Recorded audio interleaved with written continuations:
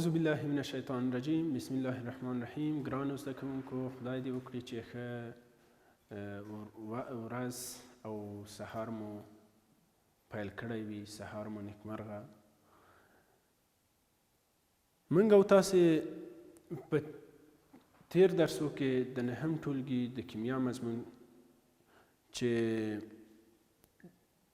د هغو د جملې نه ډېر موضوعات هم ولوستل چې د کاربن په هکله باندې معلومات ورکړه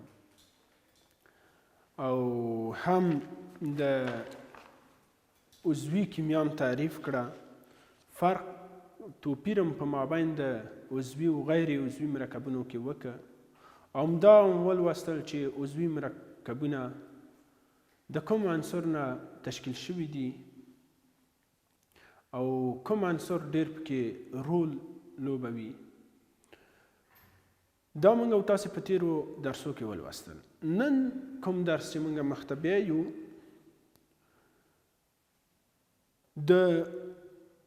په عضوي مرکبونو کې د هایدروجن او د کاربن پیژندنه چې موږ څنګه کولی شو. موږ ووایو چې ټول عضوي مرکبونه د کاربن او هایدروجن چې دا په اول قدم کې دي، چې اول قدم کې کاربن دی، دویم قدم کې هایدروجن دی، بیا پسې که چېرته د دوی موږ مشتقونه یا مشتقات که چېرته د دوی مطالعه کوو، اکسیجن دی، نایتروجن دی، سلفر دی، فاسفورس دی، اوسپنه ده، مس دی او نور همداسې عناصر په دوی کې شتون لري. خو اساسي عناصر او هغه کوم چې په حقیقي ډول د دوی هغه اساس تشکیل کړی وي، هغه اساس د عضوي کیمیا چې دی دا دواړه عنصر دي. موږ څنګه کولی شو چې آیا په حقیقي ډول هم په یو عضوي مرکب کې کاربن او هایدروجن شتون لري او یا نه لري؟ د دې د ثبوت په خاطر باندې موږ او تاسې یو عملي تجربه کوو چې عملي تجربه تاسې د خپل په کتابو کې په شپږمې صفحه کې لیدلی شئ. په شپږمې صفحه کې یوه کړنلاره درته ښودلې ده چې هغلته موږ ته چې کوم مواد او وسایل ضرورت دي هغه یې سټنډ یا پایه ده چې موږ یې لرو، بل چې دی یو ټسټ ټیوب دی، ټسټ ټیوب، او په داخل د ټسټ ټیوب کې چې تاسې وینئ دا بوره ده یا ګلوکوز دی. نو موږ بوره راخلو په داخل د ټسټ ټیوب کې ماچلې ده او دا منبع د حرارت ده یا منبع د موږ کولی شو د جالي ناسوز چې دا د نسب زیدونکې جالۍ ده، نسب زیدونکې جالۍ نه استفاده کوو چې دغه پایرکس دي، خو بیا هم د شعله د چې ده یا د لمبه د چې ده ورسره تیتوي، نو په ټسټ ټیوب باندې ډېر فشار نه راځي. نو اوس غواړو چې دغه په عملي ډول سره موږ او تاسې مخته وځو. موږ ته چې دی مواد هم را آماده کړ، یو پاتې دی اورلګټ. موږ اورلګټ ورته لګوو، ګورو چې د دوی کړنلاره تاسې د خپل په کتابچو کې ولیکئ چې څه تغییرات په دې کې راځي. وروسته د دې نه بیا موږ او تاسې پرې بحث کوو چې څه کوم تغییرات یا موږ کوم شی په دې کې وینو او کوم شی موږ لاسته راغله.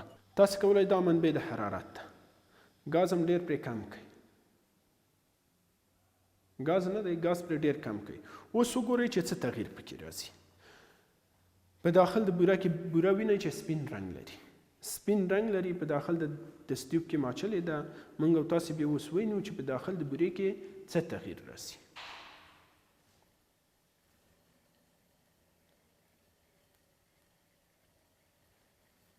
تاسې بوره وینئ چې بوره په جوش راغله او په داخل د بورې کې اوبه معلومې شوې. مخکې د نه موږ ولیدل چې ټسټ ټیوب ډېر پاک وه، هیڅ نه وه، حتی د اوبو قطرات هم پکې موجود نه وو، هیڅ نه وه اوبه. او اوس تاسې وینئ چې په ده کې څه دي، د اوبو قطرې رامنځته شوې.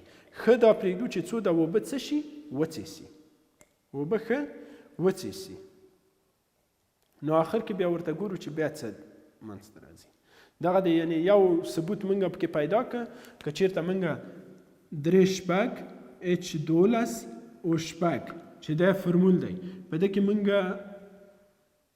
ووایي چې عضوي مرکبونه هغه مرکبونه دي چې په هغو کې د کاربن او د هایدروجن شتون حتمی دی، یعنی ضروري دی. کاربن او هایدروجن په دوی کې، او موږ یو مشتق ووایو چې اکسیجن هم پکې شتون لري چې دغه اکسیجن داره مشتق د دغه دی چې په نام د ګلوکوز سره یادیږي. اوس دکې موږ د اوبو که چېرته موږ دغه په دغه کې په اوبه که چېرته موږ تجزیه کړو، اوبه د اوبو د تجزیې نه موږ ته څه شی لاسه؟ هایدروجن او اکسیجن.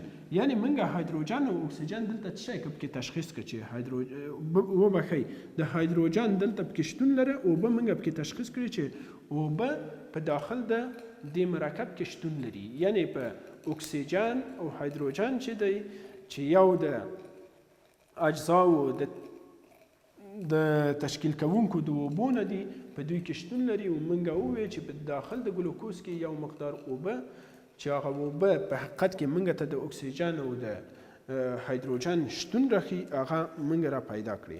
یعنی په داخل د اوبو کې د اکسیجن او هایدروجن شتون دی چې په ګلوکوز کې د دوی دواړو شتون و، نو دلته موږ ته اوبه راوښودلې چې دوی کې. اوس تاسې وینئ چې هغه سپین رنګ د بورې چې دی په تور رنګ باندې تبدیل شي. په څه رنګ باندې؟ یعنی تور رنګ باندې. کله چې د اوبه ټولې په بخار باندې تبدیل شي، نو تاسې وینئ چې په داخل د ده کې تور رنګ ماده چې دی په داخل د تست ټیوب کې پاتې کېږي، چې هغه تور رنګ ماده چې ده عبارت د څه شی ده؟ د کاربن ده. عبارت د څه شی ده؟ د کاربن ده. یعنی دا تور رنګ ماده چې اوس موږ ته راښیي، دا تور رنګ ماده چې ده دا شتوالی د کاربن چې دی موږ ته په داخل د یو عضوي مرکب کې څه کوي؟ راښیي چې دغه دی په تور رنګ مادې سره آهسته آهسته څه شی کېږي؟ تبدیلیږي. خو اوس هم په ده کې چې دی اوبه شته دی، د اوبو چې دی په شکل د بخار چې دی تاسې وینئ چې راجګېږي، نو په آخر کې چې دی دغه تور رنګ ماده تشکیلیږي، چې دغه تور رنګ ماده چې دی په حقیقت کې نمایندګي د څه شي نه کوي؟ نمایندګي د کاربن نه کوي. نو تاسې اوس دلته دوه پوښتنې دي. د اوبو څاڅکي په اوبو کې د کوم عنصر شتوالی ښیي؟ هم د اکسیجن شتوالی ښیي، هم د هایدروجن شتوالی ښیي. او توربخونکې ماده چې دلته تشکیل شوه، دغه توربخونکې ماده چې دی په ازمایښتي نل کې چې اوس په آخر کې تاسې وینئ چې په تست ټیوب کې چې دی دلته معلومیږي، دغه تور رنګ ماده چې دی د کوم عنصر شتونوالی دلته ښیي؟ موږ ته د کاربن شتونوالی څه که راڅرګند که او راویښوده چې دلته په داخل د اوس موږ ګاز مړ کوو، خاموشوو یې، نو دلته تاسې ولیده چې په ګلوکوز کې یا په که چېرته موږ بوره په نظر کې بورې کې چې دی هم موږ ته د هایدروجن شتون راوښوده او هم موږ ته دلته د کاربن شتون راوښوده. د کاربن شتون دغه د تور مواد چې په داخل د تست ټیوب کې باقي پاتې دي، دغه باقي مواد چې دي دا په حقیقت کې هغه موږ ته کاربن راښیي.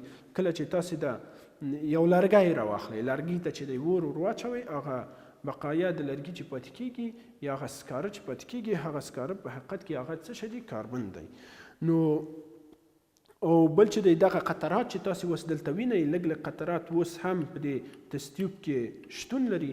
دا قطرات چې دی په حقیقت کې موږ ته د اوبو شتون راښیي، او د اوبو په شتوالي کې په داخل د اوبه چې دي د هایدروجن او د اکسیجن د عنصرونو څخه تشکیل شوي دي، موږ ته د اکسیجن او د هایدروجن شتوالی هم په داخل د دې مرکب کې څه شی کېږي؟